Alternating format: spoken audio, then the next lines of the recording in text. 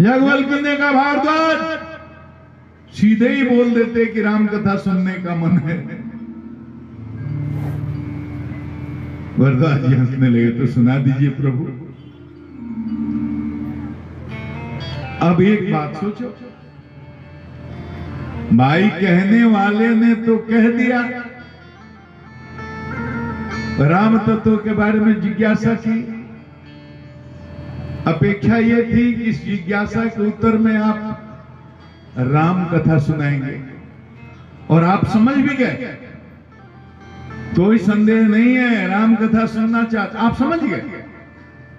प्रश्न करने वाला क्या सुनना चाहता है, याज्ञवल्क्य जी समझ गए, भाई राम कथा सुनना चाहते हैं, आप जान ही गए कि राम कथा सुनना चाहते हैं, तो राम कथा सुनाइए, लेकिन राम कथा नहीं सुना रहे।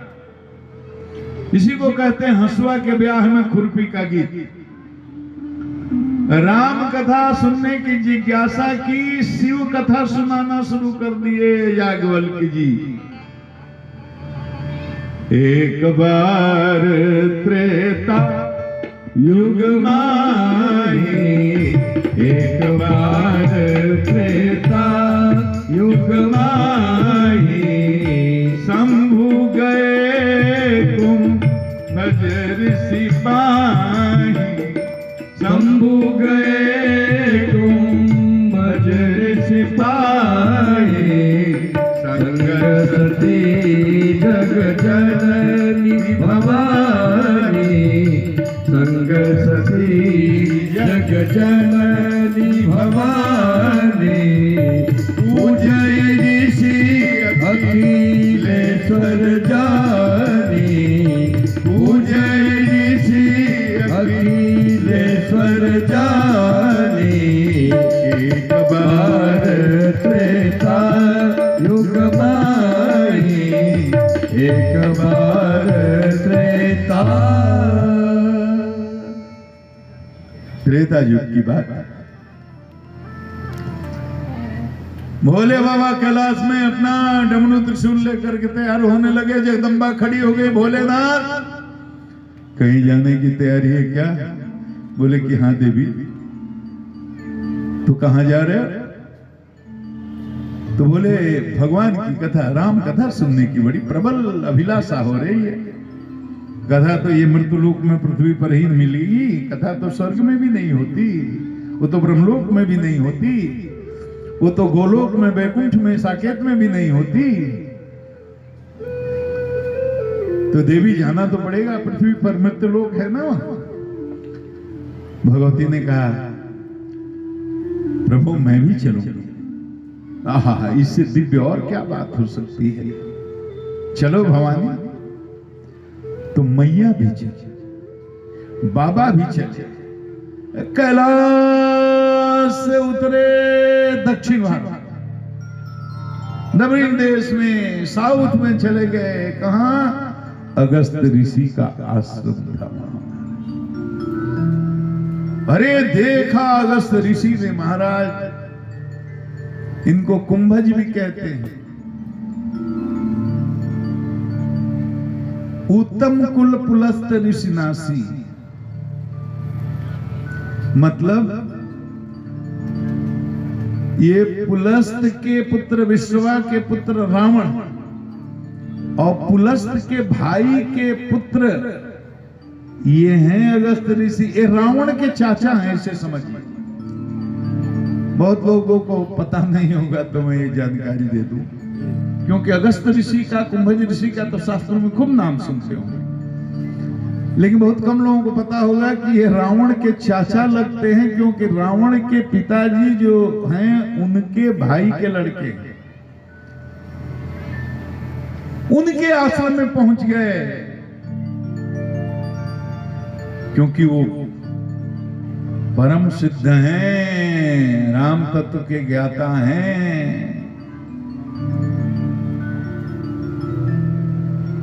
पहुंच गए, कथा भी हुई। राम कथा मुनि बखाने, राम कथा मुनि कथा भी खूब हुई, लेकिन सुनी महेश बाबा तुलसीदास जी। अच्छा, एक बात और निवेदन कर, बड़ी गूढ़ बात।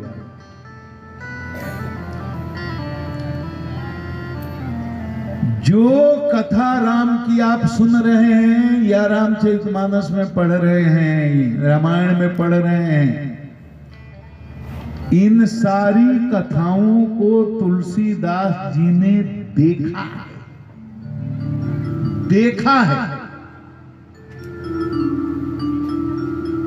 देखा है तब लिखा है।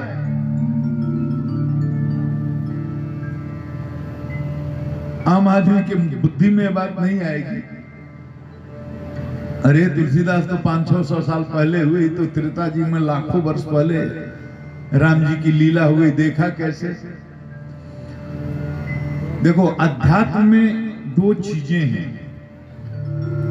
चेतना की एक विशेष ऊंचाई पर जब साधक पहुंचता है, एक चीज है ध्वनि संग्रह और एक चीज है चित्र संग्रह। ध्वनि संग्रह का विज्ञान, चित्र संग्रह का विज्ञान करोड़ों नहीं अरबों वर्षों पहले भी इस ब्रह्मांड में कोई ध्वनि किसी के मुंह से निकली गई हो तो एक चेतना के विशेष स्तर पर जो सिद्ध संत पहुंच सकते हैं, उस ध्वनि का संग्रह करके हूबहू सुन सकते हैं। और आज नहीं, करोड़ नहीं, अरबों वर्ष पहले ब्रह्मांड में कहीं कोई घटना घट गई हो, ब्रह्मांड में, केवल पृथ्वी पर नहीं, देवलोक में, ब्रह्मलोक में, स्वर्गलोक में, पाताल लोक में, अतल में, वितल में, सुतल में कहीं कोई घटना हो गई हो, करोड़ों नहीं अरबों वर्ष पहले, उसको उसी रूप में चित्र संग्रह के विज्ञान के माध्यम से आज भी देख सकते। मतलब किस तरह से राम रावण का युद्ध हुआ, इस युद्ध को आज भी ध्यान में संत लोग देखते हैं, देख सकते। कृष्ण ने गीता का उपदेश कैसे दिया कुरुक्षेत्र में अर्जुन को? भगवान की अपनी वाणी में, उनके अपनी आवाज में गीता के पूरे उपदेश को आज भी सुना जा सकता है। कृष्ण की बंसी कैसे बजती थी ब्रज में कि सारे ब्रजवासी दीवाने हो जाते थे। गायें, बछड़े, अरे छोड़ो, गोवर्धन पर्वत की शिलाएं पिघल करके पानी बन करके बहने लगती थी और कल कल निनादनी सरजू की धारा स्तंभित होकर के एक जगह स्थिर हो जाती थी। मुरली का ये प्रभाव था। वो कृष्ण की मुरली में क्या जादू था, उस बंसी की धुन को आज भी सुना जा सकता है और हजारों ऐसे दिव्य संत हैं जो सुनते हैं। कैसे भगवान ने रास लीला किया, उस रास लीला में प्रवेश चेतना की बहुत बड़ी ऊंचाई पर होगा, लेकिन आज भी जिसका प्रवेश है वो रास लीला को देख, ऐसे थोड़े अखंड समाधि में संत पड़े रहते हैं 10-10 दिन। 10 मिनट बैठकर दिखाओ आप ध्यान में। 4 घंटा कोई कैसे बैठा रहता है? आपने 10 घंटा, 20 घंटा, 4 दिन, 5 दिन किसी को समाधि में नहीं देखा होगा, लेकिन ऐसे बहुत संतों को देखा होगा 6 घंटा, 7 घंटा, 8 घंटा। कैसे अब 8 घंटा एक आसन पर बैठे रह जाइएगा बताइए? जब तक आपके मन को कोई आनंद नहीं मिलेगा, 6 घंटा आंख बूंद करके और रीढ़ की हड्डी सीधा करके एक स्थान पर नहीं बैठ सकते। इस बात की मैं गारंटी लिख करके देता हूं। बैठ कर देखते, आज भी भगवान के मुख से गीता का जो उपदेश हुआ उसको सुना जाता है, सुन सकते हैं। आज भी कृष्ण की बांसुरी को की आवाज कैसे बजाते थे उसको सुन सकते हैं, आज भी उनकी रासलीला को देख सकते हैं, आज भी महाभारत का युद्ध कैसे हुआ उसको देख सकते हैं, आज भी रामायण का युद्ध कैसे हुआ राम रावण का उसको देख सकते हैं, कैसे हनुमान जी ने लंका जलाई वो भी देख सकते हैं, कैसे हनुमान जी ने समुद्र को एक छलांग में पार किया उसको भी देखा जा सकता है, चेतना की एक विशेष ऊंचाई पर। यह अध्यात्म का विज्ञान है हमारा, ये बड़ी ऊंची चीज है। मैया आई,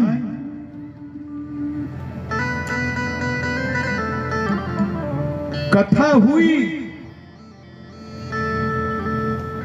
तुलसीदास जी से किसी ने पूछा बाबा मैया आई तो क्या हुआ? बाबा ने सारी लीला देखी है भाई, उन्होंने संकेत भी किया, भाषा बद कर भी मैं सोई, भाषा बद कर भी मैं सोई, मोरे मन प्रबुद्ध जेहि होई, मोरे मन प्रबुद्ध जेहि होई, भाषा बद करबे मैं सोई, भाषा बद कर। संकेत किया है, तुलसी बाबा ने संकेत किया है, बाबा ने सारी लीला देखी है। बाबा से पूछा कथा सुनने आए श्री जी तो क्या हुआ? चेला ने पूछा, बाबा ने कहा देखो हुआ ये कि शिव जी ने केवल कथा सुनी। तो क्या हुआ? अरे सगुण साकार ब्रह्म की कथा सुन रहे हैं, ध्यान लगा, सगुण साकार ब्रह्म प्रत्यक्ष हुआ, दर्शन हुआ, परमानंद में डूब गए। सुनी महेश परम सुख मानी, सुनी महेश परम, आनंद में डूब गए, परमानंद में डूब गए। उसी भगवती का उन्होंने सुना ना, यही लीला है, इसी को लीला कहते हैं। ये लीला, मैं मानता ही नहीं कि जगदम्बा को कोई मोह हुआ, कोई भ्रम हुआ, कोई संशय हुआ, कोई संदेह हुआ। अरे वो भव भय विभव पराभव कारिणी जगदम्बा है महाराज, शिव की स्वरूप शक्ति, शिव की अर्धांगिनी सती भवानी जगदम्बा। जगदम्बा को क्या मोह होगा? जगदीश्वरी है वो, उसको क्या मोह होगा?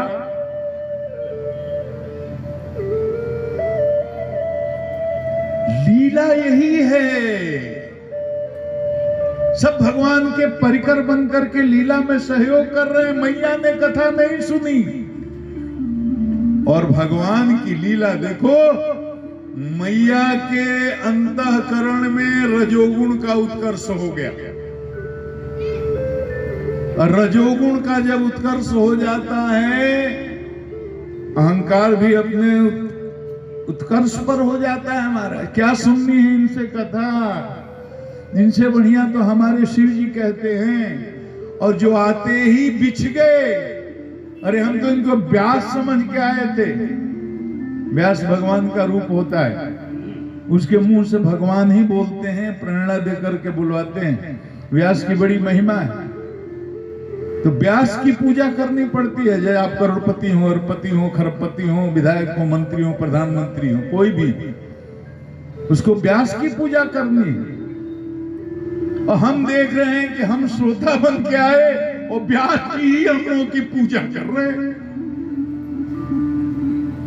तो ये अब इनसे क्या कथा सुननी है? मैया के मन में रजोगुण हुआ, इसलिए मैया ने कथा नहीं सुनी, लेकिन खूब सत्संगति हुई।